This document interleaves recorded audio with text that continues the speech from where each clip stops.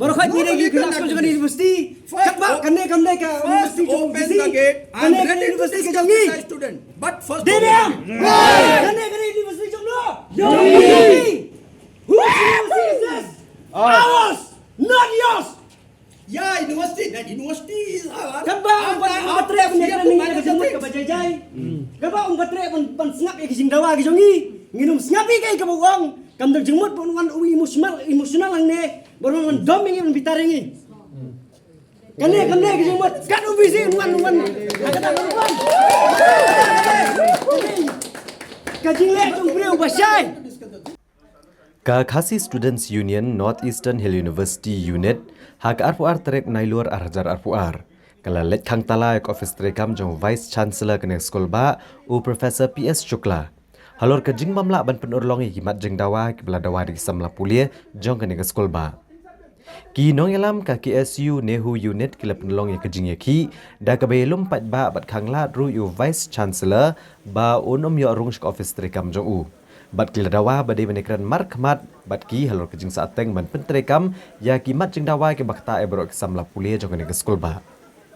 Kini kesamla pulie kila penpau ba kila bon kejing dawa kemat Vice Chancellor Henry Shem nale ai hak bedai bat kejing duna kino hikai kejing duna palat kikali menit onel shaw kesamla pulie kejing bambiang kajakasa jong kesamla pulie bat kiwe. Habe kran bat General Secretary ke KSU Nehu Unit u shibat lang rembai. Ulong bagi samla pulih kila syak ta ajurba namar kajing duna kino hikai. Bat hadu menta shimna thong kam kino hikai higi kam ki balalat. Bat ki samla pulih ke mio apat ban chong kelas namar kajing bam dan no hikai mentala arbnai tam.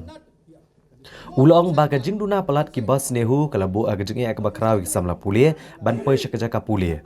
Bat kila penpau kajing sokya halor kajing bam yo ki dawai ki babiang hagani ke skol ba. Bat kumta ki samla pule ki hak benit thiet ki dawai na shabar jong ni skol ba. Ula ongru ba ula penmena bagaseng kan ai Porsche tayo yo Vice Chancellor ban chimkya ya ke jing jong samla pule bat ke skol ba hi baro kawai. VC down. VC down. VC down. VC down. VC down. VC down. VC down. VC down. VC down. That's why make a system in the university. So you can give us in writing that is already done, like because in most department that there's no lecturers. No, actually maximum department, the contractual appointment is depend on the dean of the schools. I already given all the permission and whatever the things are required.